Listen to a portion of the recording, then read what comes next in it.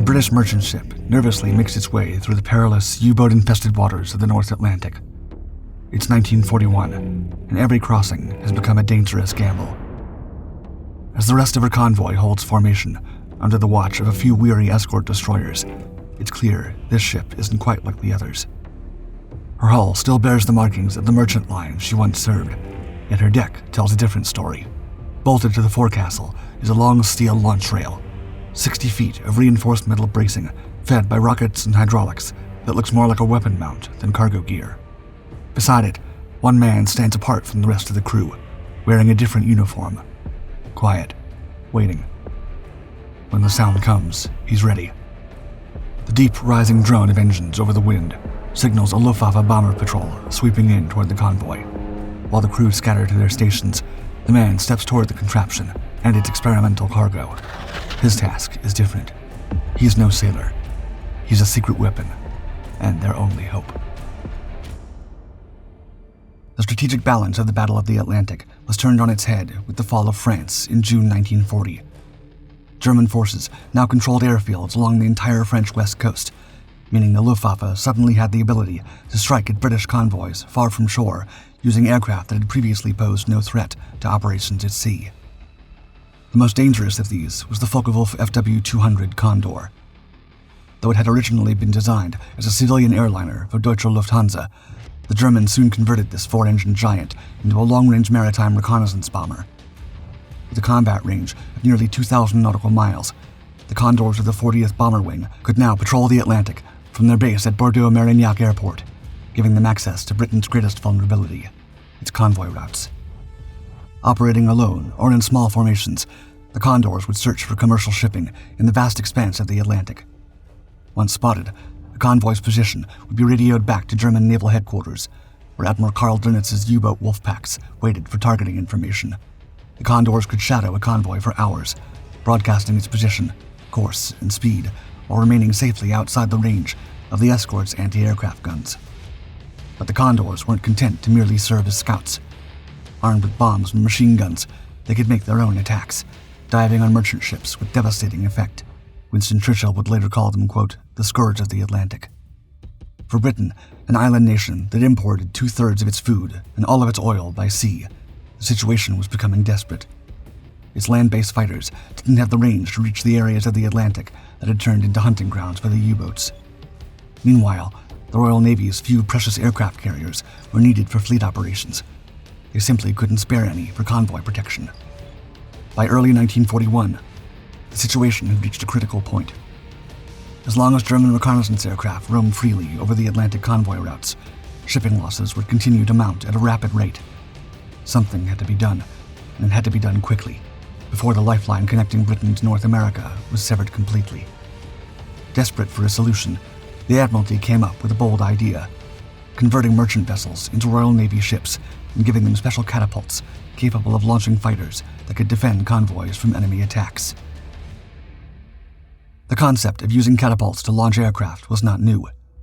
In fact, it was as old as powered flight itself, with aviation pioneers such as the Wright brothers and Samuel Langley using homemade devices to assist some of their aircraft with takeoff as early as 1903. The following decade, the idea was adopted by the U.S. Navy. In November 1912, Lieutenant Theodore G. Ellison, the first U.S. naval aviator, was launched by a catapult system mounted on a stationary coal barge. 3 years later, Lieutenant Commander Henry C. Mustin was successfully catapulted from the moving USS North Carolina in his Curtiss AB-3 flying boat. Soon enough, Britain took notice and began fitting its own warships with various types of catapult designs, powered by both cordite charges and compressed air. By the mid-1920s, catapult-launched aircraft had become standard equipment on Royal Navy cruisers and battleships, which used the Supermarine Seagull to carry out reconnaissance missions far from the fleet. By 1934, 25% of fleet air-arm aircraft were catapult-launched, demonstrating just how integral the technique had become to British naval operations, and the introduction of the Supermarine Walrus the following year further demonstrated its potential. So when the idea of using this method to solve Britain's Atlantic convoy crisis was suggested, Prime Minister Winston Churchill agreed this was the way forward. On March 6, 1941, he sent a blunt memo to his Minister of Defense, which read, quote, "We must assume that the Battle of the Atlantic has begun. Extreme priority will be given to fitting out ships to catapult or otherwise launch fighter aircraft against bombers attacking our shipping. Proposal should be made within a week. The Admiralty steamed ahead, determined to make the idea work. The program would operate on 2 tracks. To prove the concept quickly, the first 5 merchant vessels would be requisitioned and commissioned into the Royal Navy as fighter catapult ships, crewed by naval personnel with full military support. Simultaneously, the RAF established the Merchant Ship Fighter Unit at RAF Speke near Liverpool in May 1941 under Wing Commander E.S. Milton Barrett to prepare for the main program, civilian merchant ships, designated Catapult Aircraft Merchant, or CAM ships. These would retain their merchant status and civilian crews while carrying military aircraft and personnel. RAF pilots, many of them veterans of the Battle of Britain, stepped forward to join what would become one of the war's strangest units. Volunteers underwent specialized training, unlike anything else in military aviation, learning the unique procedures of catapult launch. How to signal readiness to the catapult duty officer, how to brace for the violent acceleration that would propel them from 0 to flying speed in under 3 seconds, and how to cope with the disorientation that followed. Ground catapult launches were limited to just 3 per pilot. The equipment was too precious, and the aircraft too few for extensive practice. Instead, much of the training focused on air-to-air gunnery, radio procedures with the fighter direction officers who would control their mission, and crucially, dinghy drills in the local swimming pool to prepare them for survival at sea. Early trials got underway for the 5 Royal Navy fighter catapult ships, HMS Araguani, HMS Maplin, HMS Patia, HMS Pegasus, and HMS Springbank, known collectively as the Pegasus class, revealing both promise and problems. The first operational test came on May 11, 1941, when Sub-Lieutenant F.M. Harvey, flying a Fulmar, drove off a Condor and successfully landed in Iceland. However, the Fulmar quickly proved inadequate for the task. As a 2-seat fighter designed primarily for fleet defense, it was heavier and less maneuverable than single-seat interceptors. More critically, the Condors had the tactical advantage. They could spot convoys from long range and choose whether to engage or flee, often disappearing before the slower climbing Fulmar could reach an effective attack position. It seemed the concept could work, but it would need different aircraft to be effective. The Admiralty soon found the perfect candidate to replace the Fulmar in this unconventional role, the Hurricane. Designed by Sidney Cam at Hawker Aircraft, it had proven itself as the workhorse of fighter command during the Battle of Britain, where Hurricanes had actually shot down more enemy aircraft than the more famous Spitfire. Though not as fast as its sleeker counterpart, the Hurricane was renowned for its ruggedness, reliability, and ability to absorb tremendous battle damage and still bring its pilot home. By 1941, many Hurricane Mark Is were being superseded by later variants and newer aircraft types in frontline service. This made them available for conversion to the new naval role without depleting Fighter Command's most capable aircraft. These aircraft, dubbed Hurricats or Catafighters, were mostly Hurricane Mark Is nearing the end of their useful lives, many of them battle-weary veterans of the previous year's air battles. Perhaps surprisingly, the modifications were minimal. Catapult attachment points were fitted beneath the fuselage, naval radio equipment was installed, and that was essentially it. The robust Hurricane design needed little else to adapt it for its new role. Its fabric and tube construction could withstand the violent acceleration of catapult launch, while its wide-track undercarriage and forgiving handling characteristics made it ideal for operations by pilots who might have limited experience with high-performance fighters. The catapult system itself was elegantly simple, yet precisely engineered.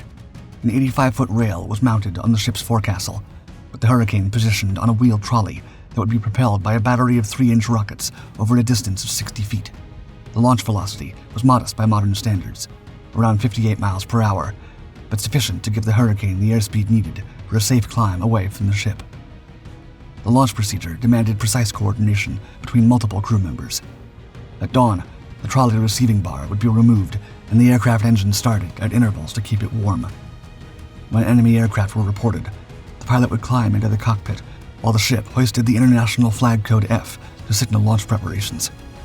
An airman would remove the safety pins and show them to the pilot before taking them to the catapult duty officer. The pilot would apply 30 degrees of flap and 1/3 right rudder, then signal his readiness. The final moments were a carefully choreographed sequence of signals and timing. The catapult duty officer, would raise a blue flag to inform the ship's master of his readiness, while the master maneuvered the ship into the wind from his position on the starboard bridge wing, staying clear of the port side, where rocket blasts could damage the superstructure. When the pilot opened full throttle and lowered his left hand, the CDO would count to 3, wait for the bow to rise from the trough of a swell, and fire the catapult rockets. In under 3 seconds, the Hurricane would be flying into what was, at least for the aircraft, almost certainly a one-way mission. On May 28, 1941, the SS Michael E. sailed with convoy OB-327, becoming the first CAM ship to enter service, though she tragically sank just 5 days later after being torpedoed by U-108 in the mid-Atlantic. Her aircraft and pilot lost along with her. The first successful CAM ship aircraft launch came from another vessel, Empire Rainbow, during trials at Greenock on May 31st. The Hurricane successfully landed at Abbotston Sharefield, proving that the civilian merchant ship system worked as designed. By June 1941, 6 CAM ships had joined convoys, each carrying a single Hurricane and its RAF crew. The concept received crucial validation on August 3, 1941, when Lieutenant Robert Everett launched in a Hurricat from fighter catapult ship HMS Maplin in pursuit of a condor threatening a convoy. In his combat report, Everett wrote, quote, "I got within 1.5 miles of the Focke-Wulf before it seemed to notice me. I ranged up alongside at 600 yards and slightly above it. I fired 5-second bursts all the way until I was 40 yards astern of the enemy. Another short burst, and my guns were empty." The damaged Condor subsequently crash-landed in France, the first confirmed victory by a catapult launch fighter. 3 months later, Flying Officer George Varley launched from SS Empire Foam as part of convoy HX-156 on November 1st. A Focke-Wulf FW-200 Condor had been shadowing the convoy, radioing position reports back to U-boat command. Varley's Hurricane drove off the reconnaissance aircraft, and he was successfully recovered by HMS Broke. It was a textbook example of the CAM ship concept in action. The convoy's air cover had eliminated the threat without losses. With both tracks of the program now proven in combat, attention turned to massive expansion. By late 1941, orders were placed for 50 catapult installations to be fitted to merchant vessels, transforming ordinary cargo ships into the Atlantic's first line of air defense. However, the success of the catapult fighter program depended entirely on there being pilots capable of undertaking these missions, which would test them both physically and psychologically. There were several marked differences between typical fighter pilot operations and those of this new role. Instead of working in squadrons, pilots flying from CAM ships had to take on the enemy alone, a daunting prospect that required experienced airmen with nerves of steel. CAM ship pilots also had to get used to the often harsh realities of life at sea for weeks at a time. Living like regular sailors rather than aviators, they signed ship's articles as civilian crew members under the authority of the ship's master, technically becoming members of the merchant navy for the duration of their voyage. This unusual status created its own complications. RAF personnel had to adapt to maritime hierarchy and customs while maintaining their military identity and readiness. What's more, there would be long periods of inactivity as they waited to be called to do their duty. The pilot would climb into the cockpit only when enemy aircraft were reported, but such alerts were rare. More often than not, convoys completed entire voyages without sighting a single German plane. For pilots who'd become used to flying multiple sorties each day during the Battle of Britain, this could potentially lead to boredom, frustration, and the possibility that when their moment came, they would be out of practice. When CAM ships reached their destinations, pilots often launched simply to maintain their flying skills and save the time and effort of unloading the aircraft by crane. These non-combat launches provided precious flight time and helped prevent the deterioration of abilities that could prove fatal when genuine threats appeared. Pilots were typically rotated out of CAM assignments after 2 round-trip voyages, a policy designed to prevent their flying skills from atrophying during the times they spent on board ships without taking to the skies. Fortunately for the pilots, CAM ships were typically positioned at the head of the outboard port column of a convoy. This was done to allow the vessels to maneuver quickly into the wind for launch without disrupting the formation, but it came with the added benefit of providing direct line of sight between multiple CAM ships in the same convoy, enabling the pilots to communicate with one another by Morse code using an Aldous lamp during the long hours of waiting. However, perhaps the biggest difference was the fact that there was no flight deck to return to, no friendly airfield within range over the vast expanses of the Atlantic. After engaging the enemy, pilots would have to ditch their aircraft in the ocean or bail out by parachute, then hope desperately that one of the escort vessels could break away from the convoy protection long enough to fish them out of the frigid water. During January and February 1942, CAM ships were forced to temporarily suspend operations. The harsh North Atlantic environment had made it nearly impossible to maintain aircraft and catapult systems during the winter months, the constant exposure to severe weather and salt spray taking a heavy toll on both equipment and personnel.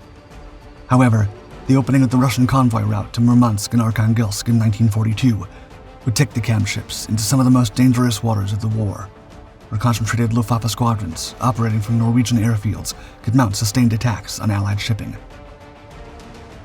Empire Mom became the first CAM ship assigned to the Arctic run, sailing with convoy PQ-15 in April 1942. On April 26th, during the return journey with convoy QP-12, Flying Officer John Kendall launched his Hurricane against attacking German aircraft. In the bitter cold above the Arctic Ocean, Kendall successfully drove off a Blohm & Voss BB-138 reconnaissance aircraft and shot down a Junkers Ju-88 bomber from the 3rd Group of the 30th Bomber Wing. But when Kendall bailed out of his Hurricane, his parachute failed to open properly in the freezing cold air, and he fell to his doom in the icy waters below. Kendall became the first CAM ship pilot to perish in action, a loss that sent shockwaves through the tight-knit MSFU community. The dangers of the Russian route were reinforced just 1 month later during convoy PQ-16's harrowing journey to Murmansk. On May 26th, pilot officer Alistair Hay launched from SS Empire Lawrence as German bombers pressed home their attack. In one of the war's most dramatic aerial engagements, Hay found himself facing 5 Henkel HE-111 bombers flying in tight formation. Alone, against overwhelming odds, Hay ignored the concentrated defensive fire from multiple aircraft. He shot down one Henkel and severely damaged another before his own Hurricane was hit. Wounded, Hay bailed out successfully and was rescued by HMS Volunteer. But Empire Lawrence herself, the ship that had launched him into battle, was sunk by German bombs just 2 days later, a stark reminder that these vessels faced dangers both above and below the waves. The summer of 1942 brought more CAM ship actions as the program expanded to cover Gibraltar and Mediterranean convoys. On June 14th, pilot officer Vernon Sanders launched from Empire Moon with convoy HG-84, driving off another prowling Condor and successfully reaching HMS Stork for recovery. A particularly well-known CAM ship engagement came in September 1942, when Empire Mom returned to the Russian route with convoy PQ-18. On September 18th, Flying Officer A.H. Burr launched into a sky filled with attacking German aircraft. In the ensuing combat, Burr destroyed 2 Henkel HE-111 bombers. But rather than the usual desperate ditching, this mission had an extraordinary ending. Burr managed to fly his Hurricane to the Soviet Union, landing at Kagostrov Airfield. He had achieved what every CAM ship pilot dreamed of, but few expected, reaching friendly territory after combat. On November 1st, Flying Officer Norman Taylor launched from Empire Heath during convoy HG-91's journey from Gibraltar. Taylor engaged and shot down a Focke-Wulf FW-200 Condor, but his subsequent rescue nearly ended in disaster. After bailing out, Taylor spent several terrifying minutes in the Atlantic before finally being pulled from the water by an escort vessel. Later, it emerged that Taylor couldn't swim, making his reasons for volunteer for missions that almost certainly ended in water all the more remarkable. This would mark the CAM ship's final major combat of 1942. By the following year, the strategic situation was changing. The Admiralty had already begun scaling back CAM ship operations as adequate numbers of escort carriers finally became available. These purpose-built vessels offered everything the CAM ships could not: the ability to launch multiple aircraft, recover them after combat, and provide sustained air cover rather than single-use interventions. American shipyards were delivering escort carriers at an unprecedented pace, finally fulfilling the Royal Navy's long-standing need for convoy air protection. But the CAM ships still had one more moment of glory left in them. On July 28, 1943, 2 CAM ships achieved a coordinated success that showcased the program at its peak. Flying officers J.A. Stewart and P.J.R. Flynn launched from Empire Darwin and Empire Tide respectively, both part of convoy SL-133. In separate engagements, both pilots successfully engaged and destroyed Focke-Wulf FW-200 Condors. Stewart was recovered by HMS Leith, while Flynn was picked up by HMS Enchantress. The destruction of 2 Condors in a single day represented an impressive finale for the camship era. The statistics of the camship program, while modest in absolute numbers, told a story of remarkable efficiency and courage. 35 ships had been converted to carry the rocket-powered catapults. They'd made 170 round-trip voyages across some of the world's most dangerous waters.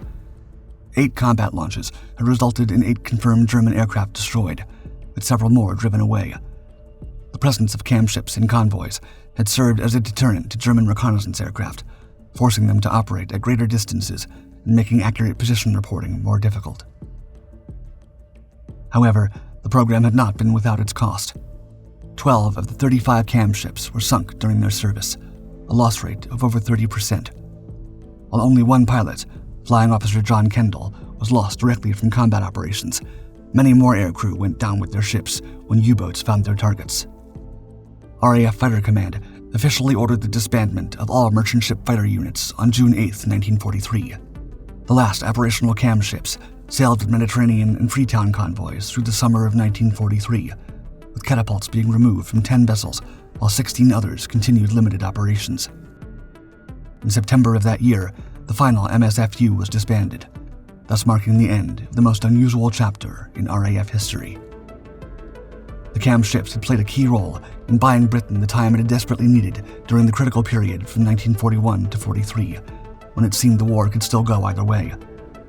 They had helped to close the seemingly impossible air gap over the Atlantic convoys, which were so crucial to the nation's survival. While escort carriers provided the long-term solution, the camships had served as the essential bridge to more sustainable air defense. They had also demonstrated that desperate circumstances could drive remarkable innovation. They had proven that civilian merchant ships could be adapted for military purposes while retaining their commercial function, a concept that would influence future naval thinking about auxiliary vessels and hybrid warfare.